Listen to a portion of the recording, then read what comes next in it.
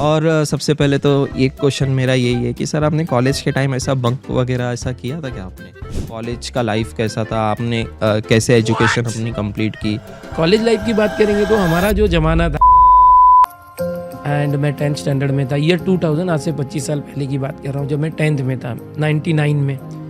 तो उस एक्सीडेंट की वजह से पूरे साल भर में मेरे 2 एक ऑपरेशन हो गए एंड उसके बाद ऐसा हो गया कि बोर्ड एग्ज़ाम नहीं दे पाया। पहले तो स्टूडेंट का एक ये क्वेश्चन है कि उनको जानने में बहुत ज़्यादा क्यूरियस है कि आपका जो है 0 से लेके 1 मिलियन तक का सफ़र है, इसको कैसे डिफाइन करना चाहो? बहुत सारे यूट्यूबर्स आ गए जिनको मैं टीचर्स नहीं मानता, क्योंकि वो अनएथिकल तरीके से ग्रोथ करना, कुछ ना कुछ अलग तरीके लगा के, थोड़ा सा चीटिंग जैसा।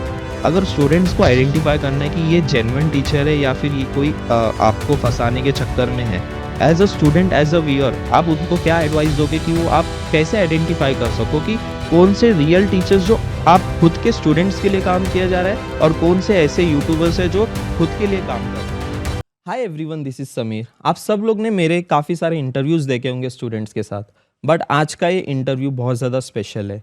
आज इस इंटरव्यू में मेरे साथ one of the top educators of Maharashtra, जिनको कोई इंट्रोडक्शन की ज़रूरत नहीं है, हर एक स्टूडेंट महाराष्ट्र के उनको जानते ही है। आपने कभी ना कभी बोर्ड एग्ज़ाम की प्रिपरेशन या फिर MSTCT की प्रिपरेशन उनके साथ की होगी।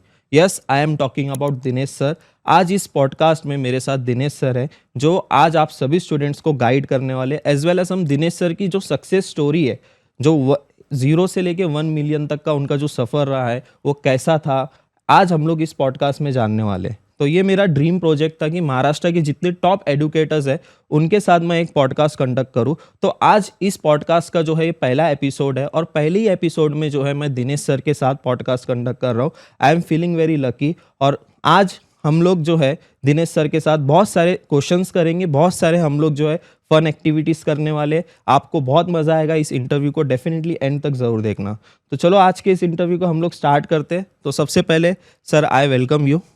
Thank sir, you Sameer sir. कैसे हो सर? मैं बहुत अच्छा हूँ। बहुत पहले तो सबसे पहले बहुत बहुत धन्यवाद कि आपने इनवाइट किया आपके इस पॉडकास्ट में एंड आपने बताया कि बच्चे जो है MSTCT को लेकर बहुत ही ज़्यादा डाउटफुल रहते हैं, तो उनके डाउट्स क्लियर करना है। तो होप सो इस वीडियो के ज़रिए बहुत सारे बच्चों को गाइडेंस मिलेगा एंड कुछ ना कुछ नॉलेज लेकर जाएंगे। सर, हमारे पास तो बहुत सारे क्वेश्चंस है आपके लिए और कुछ क्वेरीज भी है। और सबसे पहले तो स्टूडेंट का एक ये क्वेश्चन है कि उनको जानने में बहुत ज़्यादा क्यूरियस है कि आपका जो है 0 से लेके 1 मिलियन तक का सफ़र रहा है, इतना लंबा सफ़र बिल्कुल आसान नहीं रहा होगा। तो आप इसको कैसे डिफाइन करना चाहोगे? आपका ये सफ़र कैसा था? मतलब आपने कब स्टार्ट किया, इसके पीछे आपका मोटिव क्या था? आपने यूट्यूब ही क्यों चूज़ किया?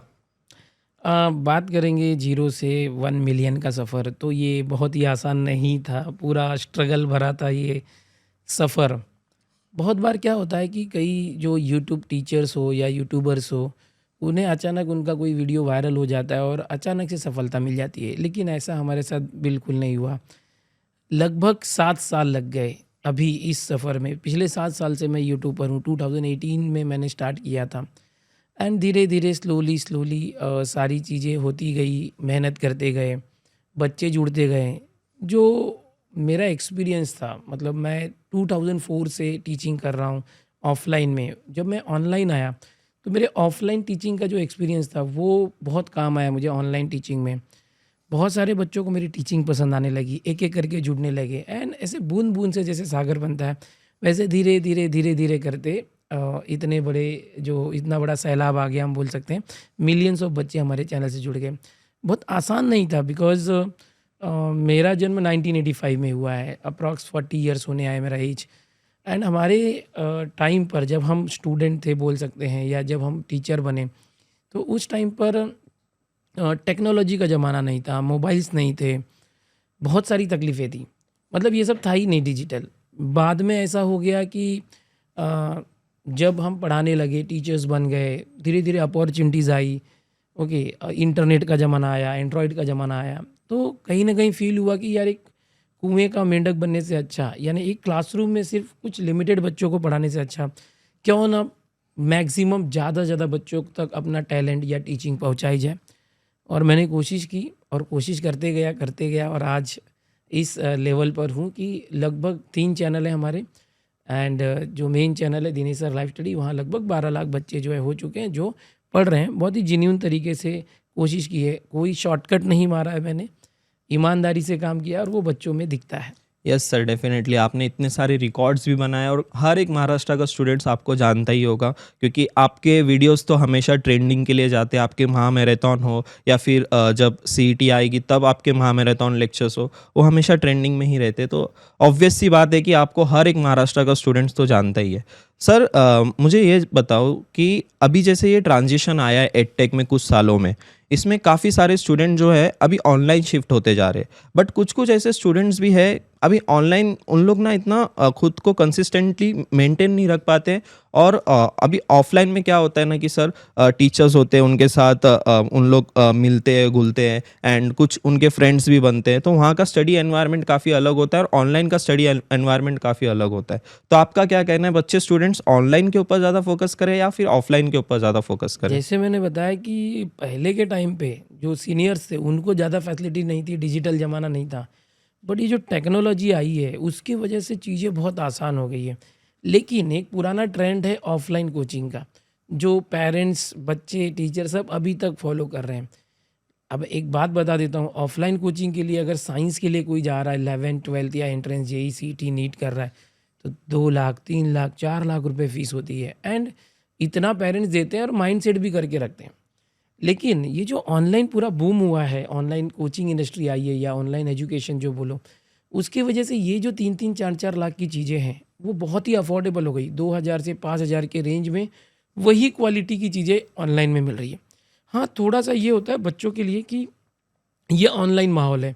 ऑनलाइन में क्या होता है कि जो टॉपर्स बच्चे हैं वो अगर डेडिकेशन के साथ करें तो उनका बहुत अच्छे से प्रिपरेशन ऑनलाइन में यहाँ पर हो सकता है और अच्छा कर सकते हैं। बट एक है कि यहाँ ऑनलाइन में थोड़ा-सा बच्चों के पीछे कोई टीचर पड़ा हुआ नहीं है, जैसे ऑफलाइन में होता है डेली होमवर्क दे रहे हैं या वो सारी चीज़ें नहीं हो पाती।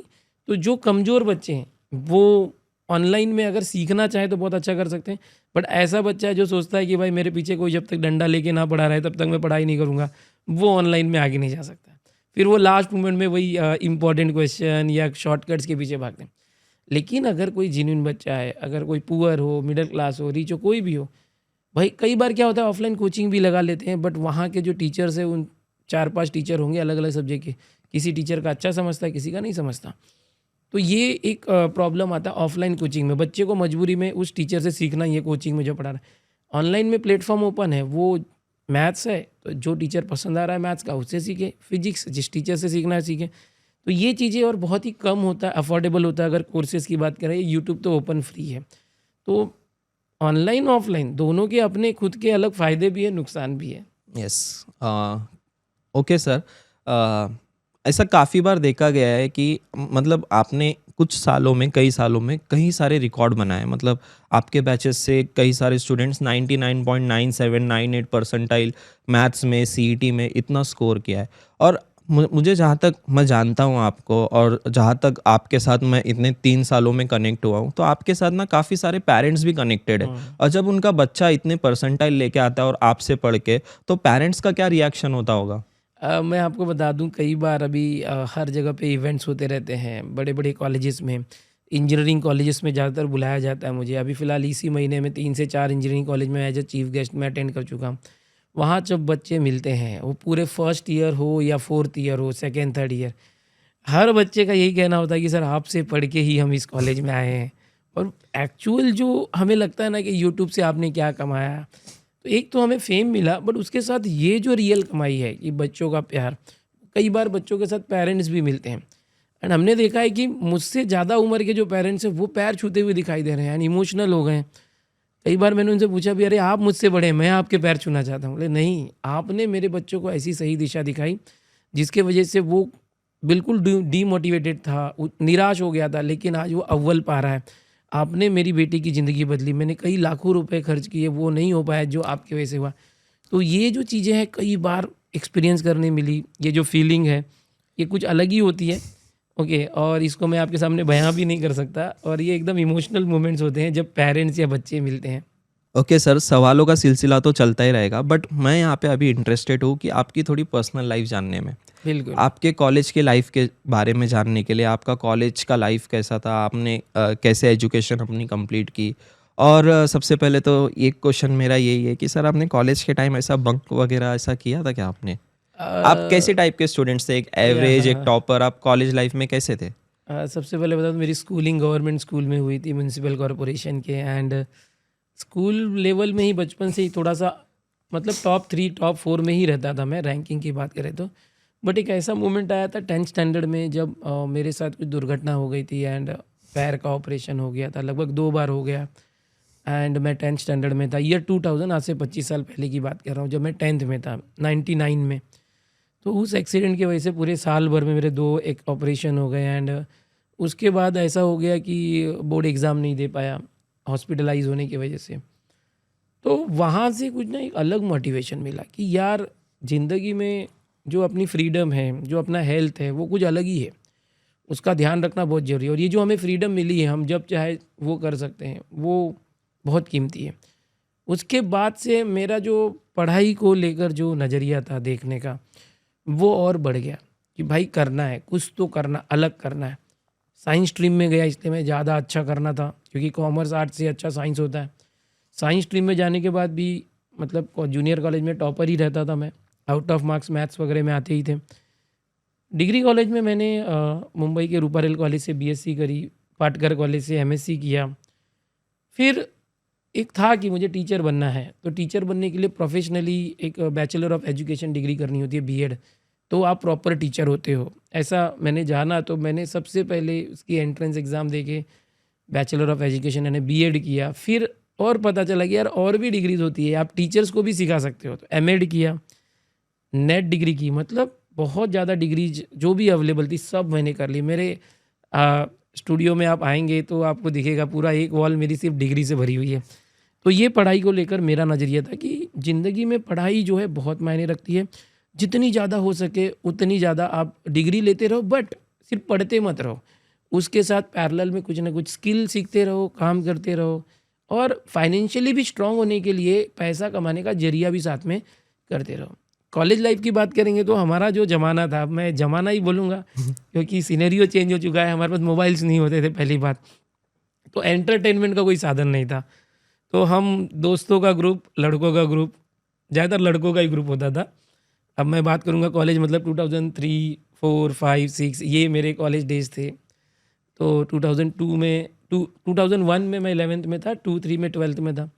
तो हमारा उस समय ऐसा था कि भाई हम लोग मतलब अगर कोई लड़का लड़की से बात भी कर ले, तो फिर वहाँ से दूसरे लड़के चिढ़ाना चालू हो जाए। अच्छा। जैसे अभी आजकल तो सब खुल्लम-खुल्ला सब घूमते हैं साथ में, कॉलेज में भी सबका कोई ना कोई होता है। वैसा नहीं था हमारे टाइम पे। थोड़ा-सा मतलब सब अलग ही स्कूल जैसा ही चलता था कॉलेजेस में भी।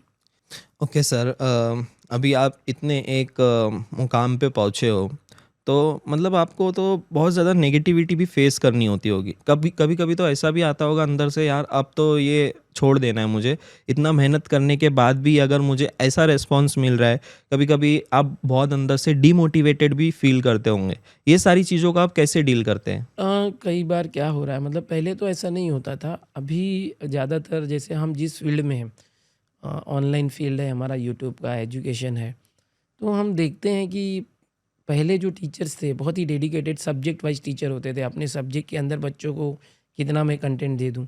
लेकिन अभी जो कुछ दौर चल रहा है उसमें कुछ अलग ही चीज़ें हो रही है। बहुत सारे यूट्यूबर्स आ गए जिनको मैं टीचर्स नहीं मानता, क्योंकि वो अनएथिकल तरीके से ग्रोथ करना, कुछ ना कुछ अलग तरीके लगा के, थोड़ा-सा चीटिंग जैसा। और हमने जो है कभी ऐसा किया नहीं है कि क्लिकबेट करना जैसे होता है वगैरह।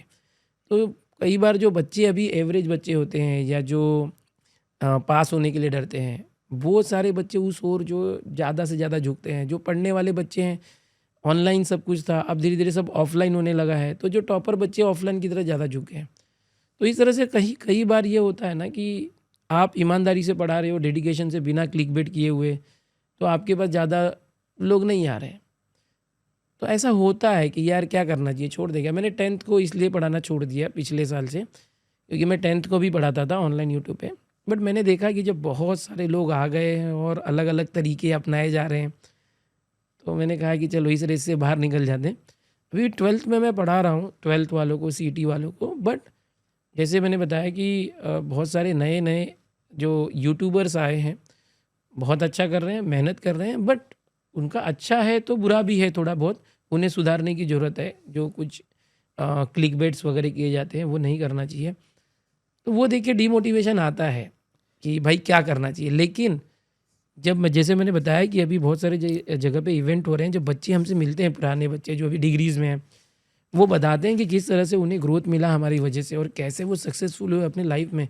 वो सुन के जो मोटिवेशन मिलता है, तो उसके बाद मन में यही आता है कि भाई जो कोई भी कुछ भी कर रहा है वो करने दो। आप जैसे काम कर रहे थे, ईमानदारी से काम करते रहो। आपकी वजह से अगर किसी भी बच्चे को फ़ायदा हो रहा है, ज़्यादा लाखों में नहीं हो रहा है, अगर 10-20 बच्चे को ही फ़ायदा हो रहा है, तो वो आपके लिए सबसे बड़ा सेटिस्फेक्शन होना चाहिए। और अभी हमारे लाइफ में सब कुछ हमने अचीव कर लिया है। जो एक किसी का ड्रीम होता है एक बंदे का, कि मेरे लाइफ में मुझे घर चाहिए, गाड़ी चाहिए, एक फैमिली अच्छी होनी चाहिए, वो सब कुछ हमारे पास है। तो किसी चीज़ की लालच नहीं है। लालच तो पहले से भी नहीं किया था। यूट्यूब पे 7 साल हो गए, लेकिन कभी मैंने पेड प्रमोशन नहीं किया है। ये मैं हक से बोल सकता हूँ। ओके, पिछले 6-7 साल में कभी नहीं किया है। और क्योंकि लालच ही नहीं था ना। बड़े बड़े प्लेटफॉर्म आए, कोविड काल में इतने बड़े बड़े एकेडमीज़ आई थी ऑनलाइन, जो अब डाउन भी हो गए। उन्हें लाखों करोड़ों के पैकेज बहुत से टीचर्स को दिए, बहुत से टीचर्स चले गए, करोड़पति हो गए। हमने नहीं लिया वो पैकेज, नहीं तो हम तभी हो गए होते करोड़पति। हमने नहीं लिया क्योंकि हमें वहाँ जाने के बाद कोर्सेज सेल करने पड़ते हैं। पैकेज तो हमें मिल जाता, हमारा फ़ायदा हो जाता, बट बच्चों का नुकसान होता। तो हमने कभी भी बच्चों को लूटना नहीं चाहा, बच्चों को निचोड़ना नहीं चाहा। बच्चों को कैसे हम फ़ायदा दे सकते हैं, उसके ऊपर हमने काम किया और इसका फ़ायदा मुझे हुआ। मैंने बच्चों का भला सोचा, तो इनडायरेक्टली मुझे कहीं न कहीं भगवान ने बहुत कुछ दे दिया है और मैं सैटिस्फाइड हूँ। लालच नहीं करके भी सब कुछ मिला। जैसे सर अभी आपने बताया, but as a student, as a viewer, अगर मैं आपको बताऊं कि यूट्यूब पे ऐसे कुछ ऐसे बहुत बच्चे कैसे मैनिपुलेट हो जाते हैं जल्दी, क्योंकि अभी उन लोग ग्रोइंग फेज में है, 12th जस्ट स्टूडेंट्स है, उनको हम बच्चे ही कहेंगे। उनको कोई भी आएगा उनको बहुत आसान तरीके से मैनिपुलेट कर सकता है यूट्यूब पे कि यही क्वेश्चन आएगा, यही है, इसी से तुम टॉप कॉलेज में जा सकते हो। अगर स्टूडेंट्स को आइडेंटिफाई करना है कि ये जेन्युइन टीचर है या फिर ये कोई आपको फंसाने के चक्कर में है, as a student, as a viewer, आप उनको क्या एडवाइस दोगे कि वो आप कैसे आइडेंटिफाई कर सको कि कौन से रियल टीचर्स जो आप खुद के स्टूडेंट्स के लिए काम किया जा रहा है और कौन से ऐसे यूट्यूबर्स है जो खुद के लिए काम कर रहे हैं? हाँ, ये सही कहा आपने कि यूट्यूबर्स भी 2 टाइप के होते हैं। एक तो यूट्यूब टीचर्स होते हैं और एक यूट्यूबर्स होते हैं। जो यूट्यूब टीचर्स होते हैं स्पेशली, वो मतलब वो म्यूचुअल बेनिफिट देखते हैं कि मैं यार कुछ बच्चों के लिए अच्छा करूँ कि बच्चों का अच्छा हो तो मेरा भी भला हो। कुछ होते हैं कि भाई मेरा ही कैसे भला होगा, ज़्यादातर उसमें कोई भी साम दाम दंड भेंट कुछ भी करना पड़े। तो कुछ तो मैंने देखे हैं ऐसे चैनल जो बहुत ही गलत तरीके से कुछ भी बताते रहते हैं, जो चीज़ें सही नहीं होती। बट बच्चे जो है अभी 10वीं या 12वीं के भोले भाले बच्चे होते हैं, उन्हें पता नहीं होता क्या अच्छा है क्या बुरा। और बच्चों में भी थोड़ा सा ये होता है कि मुझे यही चाहिए, इंपॉर्टेंट क्वेश्चन मिल जाए या पेपर लीक हो जाए, लीक हुआ वाला जो क्वेश्चन है वही पता चल जाए, या एग्ज़ाम में जो क्वेश्चन आने वाला सिर्फ उतना ही बता दो, इतनी बड़ी बुक क्यों मैं पढूँ। तो ऐसी मेंटेलिटी वाली भी बच्चे होते हैं और उनको वही चीज़ ढूंढते रहते हैं और वो चीज़ मिल जाती है। लेकिन फिर अभी जैसे मैं बता दूं कि 12वीं का बोर्ड का पेपर चेक हो रहा है। आज ही मेरी बात हुई, मेरा फ्रेंड है, फिजिक्स का एग्जामिनर है, मॉडरेटर है, टोटल अभी मॉडरेटर बन गया। उसने मुझे आज ही बताया कि उसके पास जो काफ़ी जो एग्ज़ामिनर्स हैं, तो फिजिक्स के पेपर में 200 पेपर का जो एनालिसिस उसने बताया कि लगभग 150 पेपर में सिर्फ 1 डिजिट मार्क आया है 70 में से। इतना गंदा फिजिक्स का पेपर बच्चों का गया हुआ है, या ऐसे भी बच्चे रो रहे थे 12th के फिजिक्स से, और अभी 1 डिजिट मार्क्स आया है। और जो बाकी 40-50 बच्चे वो भी 2 डिजिट या 3 डिजिट 2 डिजिट में पहुँचे हैं, मतलब वो भी 10 से 20 मार्क 30 मार्क पास तो हो जाएंगे क्योंकि प्रैक्टिकल के मार्क्स है फिजिक्स के। तो इस तरह का फिजिक्स का पेपर गया। केमिस्ट्री अच्छा है, मैथ्स अच्छा है। तो कई बार क्या होता है कि जो बच्चे इंपॉर्टेंट के पीछे भाग रहे हैं वो अपना नुकसान करके भी ले लेते हैं, क्योंकि चीज़ें सिलेबस से ही आती है, बट अनएक्सपेक्टेड एक्सपेक्टेड इसका पूरा खेल होता है। जो भी लोग इंपॉर्टेंट बताते हैं एक्सपेक्टेड क्वेश्चंस के हिसाब से बताते हैं। कई लोग बोलते हैं, मैं अपने एक्सपीरियंस से बता रहा हूँ, जो चीज़ें बार बार रिपीट हुई है, PYQs है, उसी को सामने रख दिया जाता है। कई कई बार पेपर आसान होते हैं, PYQ में से आता है, बट कई बार चीज़ें घूम जाती है। अभी ICSE की बात करूँगा, इस बार ICSE का जो मैथ्स पेपर हुआ है 10th का, उसमें पूरा पैटर्न ही बदल दिया गया। अनएक्सपेक्टेड क्वेश्चन है ही नहीं, सारे बच्चे रो रहे हैं, जैसे 12th महाराष्ट्र बोर्ड फिजिक्स के रो रहे थे, वैसे ICSE के रो रहे हैं। तो मेरा बोलना ये है कि अगर आप एक पढ़ाकू बच्चे हो या एक स्टूडेंट हो, आपका कर्तव्य पढ़ाई करना है, विद्यार्थी का जो कर्तव्य विद्या का अर्जन करना। आप साल भर पढ़े हो, आपने मेहनत किया है, आपको लगता होगा मैंने नहीं किया, बट आप स्कूल गए, कॉलेज गए, बुक खोल के कुछ ना कुछ तो किया होगा, लास्ट में उसे एक बार रिवीजन करना चाहिए, ना कि सिर्फ सेलेक्टेड टॉपिक करके जाना चाहिए। पेपर खराब जाएगा ही नहीं। और रही बात यूट्यूब टीचर सेलेक्ट करने की, तो यहाँ पर बच्चों को खुद दिमाग लगाना पड़ेगा, क्योंकि कोई भी टीचर किसी दूसरे टीचर की बुराई नहीं करता। टीचिंग एक ऐसा फील्ड है कि जिसमें हमें अपने आप को ऐसा रखना पड़ता है कि हम सिर्फ अच्छा ही करें, किसी की बुराई ना करें। तो कोई नहीं करेगा, कोई आपको बताएगा भी नहीं कि कौन सा टीचर जेन्युइन है नहीं है, ये स्टूडेंट को खुद पहचानना होगा। अगर आप किसी को फॉलो कर रहे हैं तो एनालिसिस करो कि वो जो बता रहे हैं उसमें कितनी सच्चाई है। कोई नहीं बताएगा कि कौन ये है। हाँ, पर्सनली कोई बताए तो ठीक है, पब्लिक प्लेटफॉर्म पे तो कोई किसी टीचर के खिलाफ कुछ नहीं बोलता। एट द एंड मतलब स्टूडेंट्स को खुद से ही स्टूडेंट्स को आइडेंटिफाई खुद करना है। करना है। ओके सर, जैसे अभी आपका एक यूट्यूब चैनल इतना ग्रो हुआ है, और जब एक यूट्यूब एज अ यूट्यूबर एक ऐसा यूट्यूब चैनल जब ग्रो होता है तो आपकी एक टीम भी बन जाती है, और टीम भी आपकी काफ़ी ग्रो करने लगती है, यस। और तब आती है एक लीडरशिप क्वालिटी आपके अंदर। तो एज अ लीडरशिप क्वालिटी आपने ऐसे कुछ चैलेंजेस फेस किए होंगे अभी काफ़ी टाइम पहले, ऐसे क्या क्या चैलेंजेस को आपने फेस किया था? मैं बता दूं 2004 से मेरा खुद का कोचिंग क्लासेस था, एंड 2020 में मैंने वो डोनेट कर दिया मेरे स्टाफ को। तो लीडरशिप क्वालिटी बोले तो काफ़ी पहले ही मेरे अंदर आ गई थी ऑफलाइन तरीके से। काफ़ी मतलब 27 टीचर्स का स्टाफ में मैनेज करता था ऑफलाइन कोचिंग में। 9 क्लासरूम्स थे मेरे, बहुत सारी बैचेस। मेरे स्टाफ में जो टीचर्स जिनको मैं सैलरी देता था, डॉक्टर्स, इंजीनियर्स थे। बट उनको मैनेज करना बहुत भारी होता था, क्योंकि आप हर एक किसी को खुश नहीं कर सकते, ठीक है। तो वो एक बिजनेस मॉडल हो जाता है कोचिंग क्लासेस। तो हर टीचर को सेटिस्फाई करना, उन्हें सैलरी देना, बहुत सारी चीज़ें होती है। अब जैसे कि मैं उस बात को साइड में रखता हूँ, ऑनलाइन की बात करता हूँ।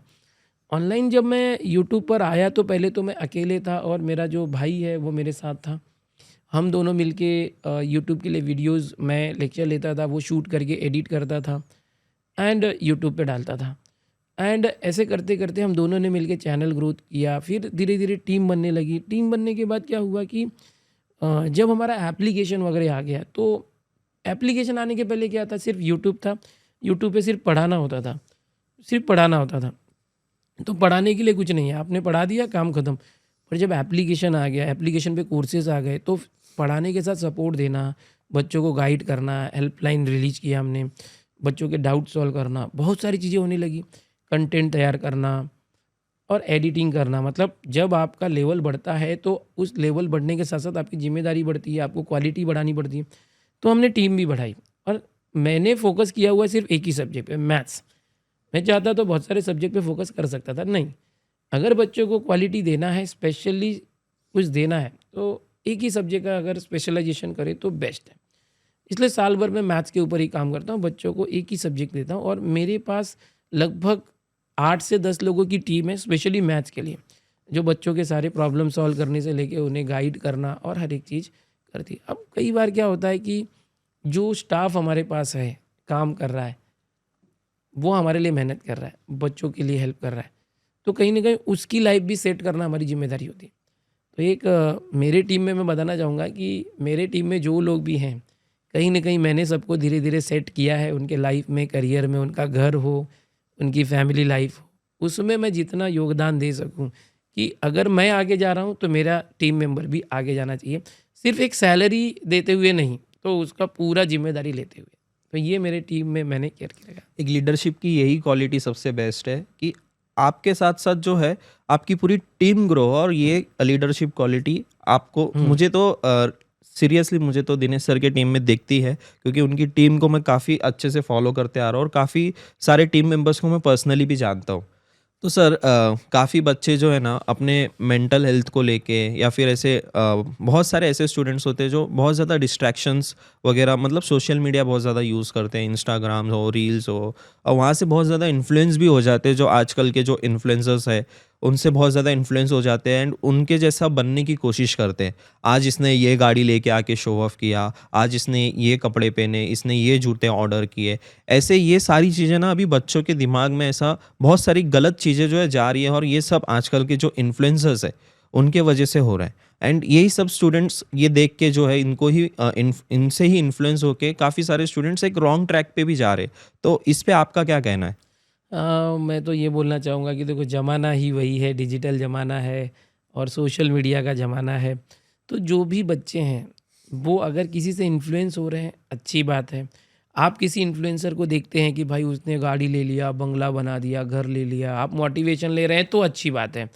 बट उस मोटिवेशन के चक्कर में शॉर्टकट नहीं अपनाना है। उस मोटिवेशन को पाओ और अपने लाइफ में आगे करने के लिए, आगे जाने के लिए अपनी पढ़ाई को मत छोड़ना। सबसे पहले आपको ये टारगेट रखना है कि मुझे किसी भी कीमत पर मेरा ग्रेजुएशन कंप्लीट करना है। ग्रेजुएशन भी आपके इंटरेस्ट के सब्जेक्ट में, वो नहीं छोड़ना है। ऐसा नहीं कि भाई मैं उस इन्फ्लुएंसर से इन्फ्लुएंस हो गया हूँ और वो ये कर रहा है, व्लॉगिंग कर रहा है या वो ऐसा कुछ कर रहा है, तो मैं भी वैसा करूँ। उसे देख के तुम पढ़ाई वगैरह छोड़ के वहाँ नहीं, आप करो। आपके अगर अंदर ऐसा इंटरेस्ट है कि ये जो इन्फ्लुएंसर कर रहा है वो तो मैं भी कर सकता हूँ, तो करो। बट उसको फुल टाइम मत करो। पहले पहले आप अपना पढ़ाई साथ में करते रहो और पैरेलली उस चीज़ को सीखने की कोशिश करो, क्योंकि सोशल मीडिया से भी पैसा कमा सकते हैं। हो सकता है आप उस स्किल के अंदर एक्सपर्ट हो जाओ और उससे आप पैसे कमाओ और वो आपका फुल टाइम हो जाए। बट सिर्फ सोशल मीडिया के किसी इन्फ्लुएंसर से इन्फ्लुएंस होके अपनी पढ़ाई के ऊपर ध्यान नहीं देना, आगे करियर पे फोकस नहीं करना, ये गलत बात है। दूसरी बात, जब भी आप एग्ज़ाम्स वगैरह आती है या उसके पहले भी आपको एक प्लानर बनाना चाहिए कि मुझे कितने टाइम सोशल मीडिया यूज़ करना है, कितने टाइम तक मुझे पढ़ाई करना है और उसके साथ ही आगे बढ़ना है। तो सोशल मीडिया पे जो यूज़ होता है सोशल मीडिया का, उस पे आप कंट्रोल कीजिए, कितना करना है, लिमिटेशन। और रही बात इन्फ्लुएंसर से जो इन्फ्लुएंस होने की बात है, तो उसके ऊपर भी देखिए कि मेरी एबिलिटी क्या है। वो जो कर रहा है क्या मैं उस लेवल का कर सकता हूँ? वो जैसे-जैसे कर रहा है क्या मैं भी वो कर सकता हूँ? इन चीज़ों का ध्यान आपको रखना होगा और उसको पार्ट टाइम में चालू करना होगा। ये नहीं कि फुल फ्लेज में सब कुछ छोड़-छाड़ के लग गए उसी में। सोशल मीडिया पे सक्सेस पाना इतना आसान नहीं है। करोड़ों लोग आज स्ट्रगल कर रहे हैं, करोड़ों लोग। इंस्टाग्राम हो, यूट्यूब हो और बाकी सब जगह पे, फेसबुक, सब जगह। कितने लोग क्रिएटर बन रहे हैं, कंटेंट क्रिएट कर रहे हैं। ग्रोथ नहीं मिलता है, डिमोटिवेट हो जाते हैं। फिर सब चीज़ें इन्वेस्ट करके उन्होंने सब खरीदा होता है, कैमरा से लेके हर चीज़, फिर वो डिमोटिवेट होके बंद कर दें। वो नहीं करना है। आप पहले पढ़ाई करते रहो, फिर अपने अंदर झाँको कि आपके अंदर क्या स्किल है, किस चीज़ में आप एक्सपर्ट हो, कौन से टॉपिक के ऊपर आपकी एक्सपर्टीज़ है और उस पे धीरे-धीरे काम करो। और हो सकता है एक ऐसा टाइम आए कि आप किसी नीश के अंदर छा जाओ। सो सर आपका शेड्यूल इतना बिजी रहता है, आप डेली लाइव लेक्चर्स लेते हो, आपके क्रैश कोर्स पे भी लेक्चर्स लेते हो, प्लस यूट्यूब पे भी आप फ्री में पढ़ाते हो। इतने बिजी शेड्यूल में आप अपने फैमिली के लिए टाइम निकाल पाते हो, अपने बच्चों के लिए? ऐसे अगर आपको कहीं बाहर घूमना हो, तो इतने बिजी शेड्यूल में आप कैसे इतनी सारी चीज़ें आप कैसे मैनेज कर लेते हो? एक टीम को मैनेज करना, प्लस अपने यूट्यूब पे आके उनको लाइव लेक्चर्स लेना, प्लस आपके ऐप पे भी लेक्चर्स लेना, इतनी सारी चीज़ें। और आप जैसे बता रहे थे इवेंट्स वगैरह में भी अटेंड करते हो, तो इतनी सारी चीज़ें आप कैसे मैनेज करते हो सर? क्या सीक्रेट है? जैसे मैंने बताया 25 साल पहले जब मेरा एक्सीडेंट हुआ था, तो उसके बाद मैंने अपने आप को मतलब ये किया कि भाई अब रुकना नहीं है। एक अलग ही मोटिवेशन मिला था उससे। उसके बाद उस साल तो मैं एग्ज़ाम नहीं दे पाया था, बट नेक्स्ट ईयर मैंने एज़ अ प्राइवेट एग्ज़ाम दिया एंड अच्छे परसेंटेज लाए और फिर साइंस स्ट्रीम में गया। लेकिन उसके बाद मैंने अपने आप को ये ठाना कि रुकना नहीं है, क्योंकि उसके पहले भी मैं एज़ अ न्यूज़पेपर बॉय काम करता था। सुबह 5 बजे उठता था, सिर्फ़ हॉबी के लिए। ऐसा नहीं था खाने की कमी थी। थे पेरेंट्स कमाते थे अच्छा, पिताजी, बट हम एक छोटे से घर में रहते थे एंड मैं जस्ट ये था कि मुझे कुछ करना है, तो सुबह उठने का कोई ये नहीं था कि मैं क्यों उठूँ। मेरा स्कूल भी आफ्टरनून में था, तो मैंने खुद को एज अ न्यूज़पेपर बॉय जैसे काम चालू किया। 98 की बात करो, 98 99 में 10th के पहले की बात है।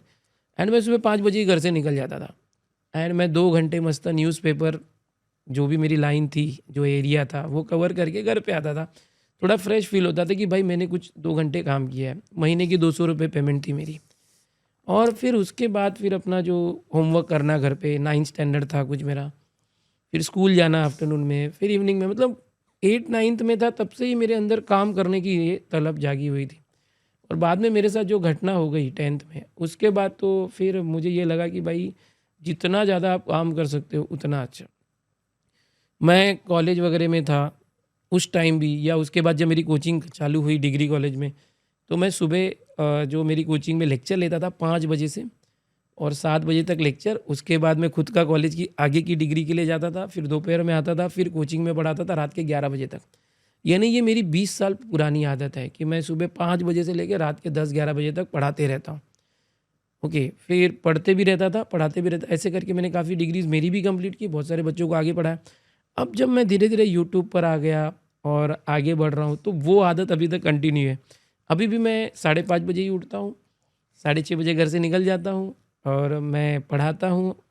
मेरा गवर्नमेंट जॉब है और मैं बच्चों को पढ़ाता हूँ दोपहर तक, फिर घर पे आता हूँ। उसके बाद जो आपने बताया यूट्यूब के लेक्चर्स, फिर ऐप के लेक्चर्स, ये सब करता हूँ। रात के 10 बजे तक चलते हैं अभी भी। और इसका भी जैसे सीज़न होता है, बच्चों के एग्ज़ाम्स है वगैरह, अभी जैसे हुँ। सीटी वगैरह एग्ज़ाम है तो पूरे 10 बजे तक हो रहा है, नहीं तो ऑफ टाइम में थोड़ा हम फ्री भी रहते हैं। फिर संडे हो गया या कुछ हॉलीडेज जब आते हैं तो मैं फैमिली को भूलता नहीं हूँ, ट्रिप पे ले जाना है, मूवीज़ जाना है। वन डे ट्रिप हो गया या थिएटर में मूवी देखने, या फिर लॉन्ग ट्रिप 3-4 दिन का, ये सब मैं करने की कोशिश करता हूँ। यानी कि अगर महीने में मैं 15-20 दिन, 22 दिन बहुत जम के काम कर रहा हूँ, तो 4-5 दिन मैं ऐसे निकाल के ट्रिप भी करवाता हूँ। Okay sir. आपसे बात करके लिटरली काफ़ी अच्छा लगा और काफ़ी सारी चीज़ें हमें न्यू भी पता चली है जो कि अभी तक आई होप ऑडियंस को भी नहीं पता होगी इतनी सारी चीज़ें। अभी आपके एजुकेशन के बारे में, आपका जो स्ट्रगल, इतना बड़ा स्ट्रगल पीरियड था, ये मोस्टली कभी आपने भी इतना यूट्यूब पे भी नहीं बताया होगा। अभी सर थोड़ा सा fun and rapid fire questions मुझे करने हैं, बट उससे पहले एक पर्सनल क्वेश्चन मुझे करना है और आई होप कि आप उसका डायरेक्ट आंसर करो। यूट्यूब से आपकी फर्स्ट इनकम क्या थी और अभी आप कितना कमा लेते हो? यूट्यूब से जो फर्स्ट इनकम की बात करेंगे तो वो 2018 था, मई जब मैंने चैनल चालू किया था। एंड लगभग मुझे लगता है कि 1.5 महीने के अंदर ही मेरे 1000 सब्सक्राइबर्स एंड मोनेटाइजेशन का क्राइटेरिया उसी साल आया था। 2018 जनवरी में मोनेटाइजेशन का क्राइटेरिया आया था। उसके पहले मोनेटाइजेशन का कोई क्राइटेरिया नहीं था। 2017 में भी मेरा एक कोचिंग का चैनल था यूट्यूब, मेरी कोचिंग का था। वहाँ पर रिवेन्यू ऑटोमेटिक जनरेट होता था, कुछ ना कुछ वीडियो मैंने डाले थे एंड अपने आप पैसा जनरेट होता था। तो मुझे पता भी नहीं था यार ये क्या है, उसको मैं अकाउंट भी मैंने ऐड नहीं किया था, वो गूगल में सिर्फ दिख रहा था कि इतने पैसे जमा हो गए। तो प्रोफेशनली मैं कुछ कर ही नहीं रहा था। 2018 में मैंने सारी चीज़ सीख के जब प्रोफेशनली स्टार्ट किया, गाइडेंस देने से चालू किया, तो 1.5 महीने के अंदर ही मोनेटाइजेशन क्राइटेरिया क्लियर होके जो पहली पेमेंट की बात करेंगे लगभग 2 महीने के बाद आया था। $100 जब आपके हो जाते हैं गूगल एडसेंस में, तो आपकी पहली पेमेंट रिलीज़ होती है। और मुझे लगता है कि $100 के आसपास ही हुआ था। पहली पेमेंट जो लगभग यूट्यूब चालू करने के 2-3 महीने के बाद आई थी, वो 8,000 रुपये आई थी। ओके, 8,000 के करीब ही आया था, क्योंकि उस समय भी 75 से 80 रुपये जो है $1 का होता था। और अभी अब कितना आता है सर? अभी जो बात करेंगे, जैसे कि देखो चैनल्स की बात करेंगे, सीज़न होता है। हुँ। जैसे एग्ज़ाम सीज़न हो गया तो ज़्यादा व्यूज़ हैं, ओके, तो उस समय ज़्यादा रिवेन्यू होता है। बट जैसे अभी जून जुलाई आएगा, व्यूज़ पूरे डाउन हो जाते हैं, सबकी एग्ज़ाम्स ख़त्म हो गई रहती है, तो वहाँ पर रिवेन्यू जो है ना कि मतलब आता है बट कम हो जाता है। अब इसमें भी बात करूँ, मेरे 3 चैनल्स हैं। अब सबको लगता होगा कि भाई 3 चैनल है, तो ऐसा नहीं होता। 3 चैनल में आपका चैनल कौन से कैटेगरी का, नीश क्या है उसका। जैसे मेरा एक चैनल पहला दिनेश सर चैनल जो सबसे पहले शुरू किया था, वो गाइडेंस के लिए, उस पर अब मैं ज़्यादा वीडियोज़ नहीं डालता। तो वो चैनल के जो कंटेंट हैं वो एवरग्रीन कंटेंट नहीं है, यानी अपडेट्स वाले जो वीडियोज़ होते हैं गाइडेंस की, भाई एग्ज़ाम हो गया, रिज़ल्ट आ रहा है, एडमिशन चालू हो रहा है, वो आउटडेटेड हो गए, तो वीडियो चलते नहीं हैं। तो ऐसा अगर किसी का चैनल होता है तो उस पे पैसे ना के बराबर आएँगे, क्योंकि व्यूज़ ही नहीं होंगे। बट कुछ चैनल्स ऐसे होते हैं, एंटरटेनमेंट का चैनल हो, या जैसे अभी हमारा Dinesh sir live study channel है, ये जो चैनल है इसके ऊपर हमने जो कंटेंट रिकॉर्ड करके डाले या लाइव लिए हैं वो एवरग्रीन कंटेंट है। एवरग्रीन कंटेंट मतलब किसी को अगर 10th का कोई चैप्टर सीखना है या 11th-12th का, तो वो जस्ट उस चैप्टर का नाम डाल दे, स्टैंडर्ड या मेरा नाम डाल दे, वो वीडियो आ जाएगा, वो देखते रहे। तो जो मैंने 5-6 साल पहले वीडियो रिकॉर्ड किए थे वो अब भी चल रहे हैं। तो ये जो चैनल है दिनेश सर लाइव स्टडी, ये एवरग्रीन चैनल हो गया। तो यहाँ पर कैसा है, रिवेन्यू जनरेट होते ही रहता है। अब हर महीने की बात करेंगे, जैसे मैंने बताया जून जुलाई अगस्त वगैरह में रिवेन्यू कम होता है, बट जो जनवरी फरवरी मार्च है उसका रिवेन्यू ज़्यादा होता है। तो ये है। आप आप एग्जैक्ट नहीं बता सकते हो? एग्जैक्ट मतलब कंपेयर करेंगे तो भाई आप ऐसे बोल सकते हैं कि हर महीने आईफोन ले सकते हैं अच्छा, ओके। मिनिमम अभी के टाइम पे। और जो जून जुलाई अगस्त सितंबर होता है उस समय तो नहीं, दो अच्छा, तीन महीने का मिला के एक ओके, होगा, ये ओके, समझ ले ओके, सकते हैं। Okay sir. सारे स्टूडेंट समझ भी गए क्योंकि वैसे ये भी। एग्जैक्ट नहीं बोल सकते क्योंकि हर महीने वेरी हो रहा हाँ, है। ओ यस, यस, हाँ, डेफिनेटली। बट ये समझ सकते हो कि भाई लाख में आता है, 6 डिजिट जो बोल सकते हैं, 5 डिजिट में होता है। ठीक है सर, अभी थोड़े से हम लोग रैपिड फायर क्वेश्चंस करेंगे। आपको अगर आपकी एक यूट्यूब जर्नी वन वर्ड में डिफाइन करनी होगी तो वन वर्ड क्या होगा? YouTube journey learning and struggle, सीखना है, सीखते रहना है। क्योंकि यहाँ पर ऐसा नहीं है कि आप आए और कर दिया हो गया। और आपका जो नॉलेज है आपको हमेशा सीखते रहना पड़ता है। वन थोड़ा-सा वर्ड। मैं चाहे तो वन वर्ड आप बोल रहे हैं बट इसको मैं एक्सप्लेन करना चाहूँगा थोड़ा। Okay, okay, sure. क्योंकि यूट्यूब जर्नी इतनी आसान नहीं रही है और वन वर्ड में तो नहीं डिफाइन कर सकते आप, वन वर्ड एक्सपेक्ट करें। मैंने लिटरली यूट्यूब पर आने के पहले अपने आप को कमिटमेंट किया था कि जब तक मैं पूरी तरह से सीख ना जाऊँ मैं यूट्यूब चैनल नहीं चालू करूँगा। वीडियो, शूटिंग, ऑडियो, ये सारी चीज़ें। तो मैंने मेरे जो पुराने स्टूडेंट थे क्योंकि मैं ऑफलाइन पढ़ाता था, जो अंधेरी में लक्ष्मी इंडस्ट्रियल स्टेट में काफ़ी स्टूडियोज़ है, बालाजी स्टूडियो हो गया या और भी स्टूडियोज़ में मेरे स्टूडेंट काम करते हैं वहाँ एडिटर करके। मैंने लिटरली उनको पकड़ा और उनको मैंने कहा कि मुझे सीखना है। बोले आप क्या करोगे, आप पढ़ाओ ना अपना। बोला ना मुझे सीखना है, मुझे यूट्यूब पे आना है, मुझे वीडियो एडिटिंग सीखना है, ऑडियो कैसे करते हो बताओ।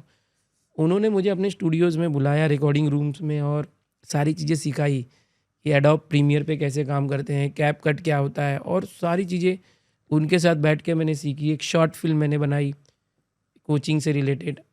और वहाँ पर उन्होंने मुझे और गाइड किया कि कैसे टाइम लैप्स डालना होता है, कम टाइम में ज़्यादा कंटेंट दिखाना, आवाज़ क्लियर कैसे डालना। तो वो चीज़ें जब सीख के मैं खुद कॉन्फिडेंट हो गया तब मैंने यूट्यूब चैनल चालू किया। तो कहीं न कहीं यूट्यूब का स्ट्रगल ये भी रहा है कि भाई मैंने अपने स्टूडेंट को अपना टीचर बना लिया। तो लर्निंग हमेशा करते रहना है, हमेशा चीज़ें नई-नई अपडेट होती रहती हैं। तो सीखते तो हमेशा रहना है और फिर हम दूसरों को सिखाते हैं।